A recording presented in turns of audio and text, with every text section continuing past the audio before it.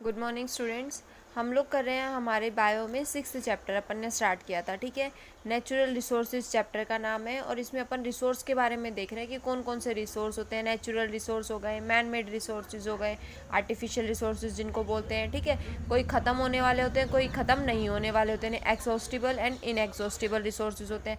आज अपन देखेंगे कि जो एयर है वो कैसे बनती है, एयर की फॉर्मेशन कैसी होती है और एयर कहाँ से कहाँ जाती है। तो फर्स्ट अपने पास में क्या है, फॉर्मेशन ऑफ विंड या फिर एयर की फॉर्मेशन। जो हवा चलती है वो कैसे चलती हैं। देखो अपनी धरती के ऊपर जब सनलाइट गिरती है ना, सोलर रेडिएशंस आती हैं, तो वो कुछ सोलर रेडिएशंस क्या है, जैसे कि लैंड के ऊपर आई और वाटर बॉडीज़ के ऊपर यानी कि नदियों के ऊपर आई, समुद्र के ऊपर आई, तो वो वापस रिफ्लेक्ट कर दी जाती हैं। इनके रिफ्लेक्शन से की वजह से क्या होगा, ये एटमॉस्फेयर में पहुंचेंगी और एटमॉस्फेयर के अंदर पहुंचने के कारण वहाँ पर कन्वेक्शन करंट्स जनरेट होते हैं। क्या होता है, वहाँ कुछ करंट जनरेट होते हैं। ठीक है, उन करंट को अपन क्या बोलते हैं, कन्वेक्शन करंट बोलते हैं। और यही क्या होती है, एयर होती है। अब एयर कहाँ से कहाँ जाती है, एयर हमेशा हाई प्रेशर से लो प्रेशर की तरफ मूव करती है। देखो कोई चीज़ है, ज़्यादा है यहाँ पर तो ज़्यादा से कम की साइड तो जाएगी, कम तो कोई किसी के पास कम चीज़ है तो देगा नहीं दूसरे को। तो यहाँ पर क्या है, जहाँ जिस एरिया में हाई प्रेशर होगा एयर का, उसी साइड से दूसरी तरफ जाएगी। दूसरी साइड कैसा होगा, लो प्रेशर होगा, कम दबाव होगा। तो ये एयर मूवमेंट कैसे करती है। अब है formation of water vapours. Formation of water vapours water vapours यानी कि मिट्टी के जो वाटर वेपर क्या होता है, जल वाष्प। पानी है और पानी के बूंदे बन चुकी हैं। ठीक है, वो हवा में जा चुका है। तो ये जल वाष्प कैसे बनेगा, जैसे प्लांट है, प्लांट की लीफ है, लीफ के ऊपर से पानी उड़ेगा। ठीक है, अपन होते हैं, अपने पसीना आता है तो पसीने में क्या होता है, पानी उड़ना स्टार्ट कर देता है। अपन सांस लेते हैं, अपन बोलते हैं, तब भी क्या होता है, थोड़ी थोड़े पानी की बूंदें निकलती रहती है। यानी कि जल वाष्प कैसे बनेगा, ट्रांसपीरेशन से। ट्रांसपीरेशन का मतलब होता है प्लांट की लीफ से पानी का उड़ना। ठीक है, प्रेस्पायरेशन से।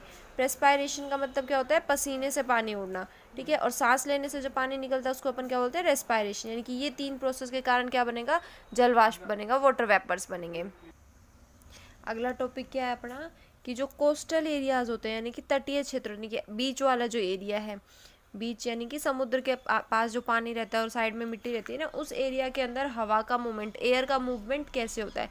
देखो दिन के टाइम ये अपनी क्या है, धरती है, लैंड है वहाँ पर। ठीक है, मिट्टी मिट्टी वाला एरिया, और ये क्या है, वाटर का एरिया है।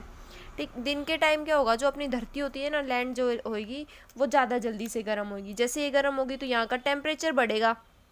ठीक है, टेम्परेचर बढ़ा और हवा जो थी वो गर्म हो गई। अब क्या हुआ, जो गर्म हवा होती है वो हल्की होती है। हल्की होने की वजह से ये ऊपर की साइड में उठना स्टार्ट करेगी।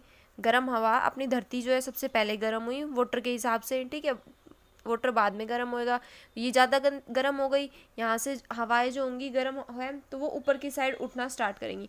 जैसे ही ऊपर उठना स्टार्ट करेंगी ना, तो यहाँ का जो प्रेशर होगा वो कम हो जाएगा।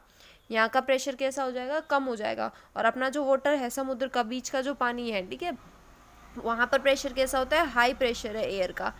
अब एयर कहाँ से काम मूव करती है, हाई प्रेशर से लो प्रेशर की तरफ। तो ये एयर वाटर के ऊपर से उठ उठ के अपनी धरती के पास आना स्टार्ट कर देगी और ये वाली गर्म होने की वजह से ऊपर जाएगी। ठीक है, तो ये था दिन में कैसे मूव होती है एयर। जब रात हो जाएगी तो रात में क्या होगा, देखो जैसे ये लैंड है और ये इधर दूसरी साइड में वाटर है।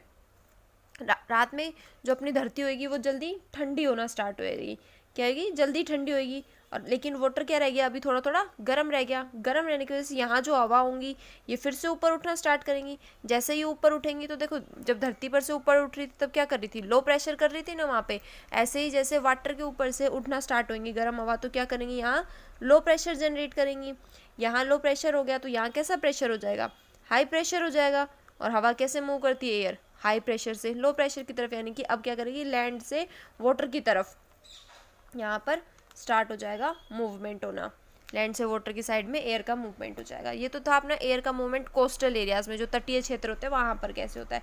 अब अपन देखते हैं मूवमेंट ऑफ एरिया को कौन कौन से फैक्टर्स अफेक्ट कर सकते हैं। देखो टेम्परेचर कहीं ज़्यादा, फैक्टर का मतलब होता है कोई भी चीज़ उसको प्रभावित कर रही है। ठीक है, तो जो हवा का मूवमेंट है, एयर का मूवमेंट है, उनको कौन कौन सी चीज़ प्रभावित कर सकती है। देखो फर्स्ट हो जाएगा टेम्परेचर। कहीं पर ज़्यादा टेम्परेचर होगा तो वो हवा गर्म होकर ऊपर उठना स्टार्ट करेगी और वहाँ लो प्रेशर आ जाएगा तो हवा मूव करना स्टार्ट करेगी। ठीक है, दूसरा अर्थ रोटेट करेगी। जैसे जैसे अर्थ रोटेट करेगी उसी हिसाब से अपना एयर भी रोटेट करेगी, एयर भी मूव करेगी। कोई एरिया है जैसे लैंड और वाटर बॉडीज है तो यहाँ पर कितना टेम्परेचर डिफरेंस है, ठीक है। फॉर्मेशन ऑफ वाटर वेपर्स और कंडेंसेशन कैसे होते हैं उसके ऊपर डिपेंड करता है कि अपनी एयर कैसे मूव करती है। अब देखो बारिश होती है, नेक्स्ट टॉपिक अपना रेन का, ठीक है। रेन का मतलब क्या होता है, बारिश होना, ठीक। और ये बारिश कहाँ से होती है, बादलों से पानी गिरता है, क्लाउड से। तो अपन पढ़ेंगे कि क्लाउड की फॉर्मेशन कैसे हुई, कैसे अपने बादल बन रहे हैं। देखो बादल कैसे बनते हैं, जैसे ये कोई धरती है, ठीक है, अपनी धरती का कोई हिस्सा है, इसमें यहाँ पर क्या थी, हॉट एयर थी, गर्म हवा थी। ये गर्म हवा क्या करेगी, ऊपर उठेगी हल्की होने के कारण। जैसे जैसे ये ऊपर उठेगी ना तो ये अपने साथ में वाटर वेपर्स को भी लेके जाएगी। क्या करेगी, वाटर वेपर्स को भी अपने साथ में लेके जाएगी हॉट एयर, ठीक है। अभी कहीं एक ऊंचाई पर चली गई है, ठीक है। ऊंचाई पे जाने के बाद क्या होगा, यहाँ पर ये ठंडी होना स्टार्ट होगी। जैसे जैसे ये कूल होना स्टार्ट होगी, यानी ठंडी होना स्टार्ट होगी, तो ये फैलती हुई चली जाएगी, ये एक्सपेंड करना स्टार्ट करेगी। एक्सपेंड कर रही है तो क्या हो गया, यहाँ पर क्लाउड की फॉर्मेशन हो जाएगी। इस प्रोसेस को अपन क्या बोलते हैं, देखो यहाँ से एकदम अलग अलग सेपरेट टुकड़ों के अंदर गए थे और ऊपर जाके क्या हो गया, वो एक्सपेंड कर चुके, मिल गए और सारे के सारे कैसे हो गए, एक्सपेंड हो गए, फैलना स्टार्ट हो गए हैं। तो इस चीज़ को अपन क्या बोलते हैं, कंडेंसेशन। इस चीज़ को अपन बोलते हैं कंडेंसेशन। कोई भी गर्म चीज़ दोबारा से ठंडी होकर मिक्स हो गई है और फैल गई है, इस बार उसका एरिया बढ़ गया है, इसको अपन क्या बोलते हैं, कंडेंसेशन बोलेंगे। और कंडेंसेशन से क्या बन गया, अपने पास में क्लाउड बन गए। और जब क्लाउड होंगे तो उनमें से क्या होगी, वाटर ड्रॉपलेट्स निकलेंगी, वाटर ड्रॉपलेट्स आएंगी अपनी अर्थ के ऊपर, उसी को अपन क्या बोलते हैं कि रेन हो रही है, बारिश हो रही है, ठीक है। तो ये अपने पास में बारिश हो गया। अब बारिश के हिसाब से अपनी जो अर्थ होती है ना, अपने जो एरिया है अपना इंडिया का या फिर अपने वर्ल्ड का जो एरिया है, उसको अलग अलग पार्ट्स के अंदर डिवाइड किया गया कि यहाँ तो बहुत ज़्यादा बारिश होती है, यहाँ पानी नहीं होता, सूखा पड़ जाता है, यहाँ पे नॉर्मल नॉर्मल बारिश होती है, ठीक है। तो ऐसे 4 एरियाज़ के अंदर, 4 जोन के अंदर अपने अर्थ को डिवाइड किया गया है, ठीक है। अपनी इंडिया की जो अर्थ है उसको 4 जोन्स के अंदर डिवाइड किया गया है। कौन कौन सा, वेट जोन, वेट का मतलब होता है गीला, यानी कि यहाँ पर बहुत ज़्यादा बारिश होती है, ठीक है, हैवी रेनफॉल होता है, 200 सेंटीमीटर से ज़्यादा भी वहाँ पर पानी भर जाता है। कौन कौन से एरिया होते हैं वो, नॉर्थ ईस्ट एरिया इंडिया का, और दूसरा होता है वेस्टर्न घाट्स, सबसे ज़्यादा पानी या बारिश यहीं होती है, ठीक है। उसके बाद इंटरमीडिएट जोन, इंटरमीडिएट जोन का मतलब कि यहाँ नॉर्मल नॉर्मल बारिश होती है, ना बहुत ज़्यादा ना बहुत ज़्यादा कम, ठीक है। यहाँ पे 100 से 200 के बीच में होएगी, 100 सेंटीमीटर से लेके 200 सेंटीमीटर तक की यहाँ बारिश होती है। जैसे कि एरिया हो जाते हैं ईस्टर्न घाट्स और ईस्टर्न नॉर्थ पार्ट एरिया अपने इंडिया के, ठीक है। तीसरा आता है अपने पास में semi arid zone. Semi arid zone का मतलब क्या है, जहाँ पर ना तो बहुत ज़्यादा सूखा है और ना ही हद से ज़्यादा या फिर नॉर्मल बारिश है, वहाँ पर लगभग सूखा सूखा जैसा मौसम रहता है। जैसे कि हरियाणा हो गया, ठीक है, अपना राजस्थान हो गया, हरियाणा राजस्थान गुजरात में क्या होती है, नॉर्मल नॉर्मल बारिश होती है, सूखा सूखे जैसे दिखाई देते हैं। तो 50 to 100 सेंटीमीटर की वहाँ पर बारिश होती है। और कुछ ऐसे एरियाज़ होते हैं जहाँ पर बारिश ना के बराबर होती है, बहुत कम होती है, जैसे कि कुछ गुजरात का कुछ हिस्सा हो गया और राजस्थान का कुछ हिस्सा हो गया। इसमें कितनी होती है, 20 से 50 सेंटीमीटर तक की बारिश होती है, रेनफॉल जो है बहुत कम होता है।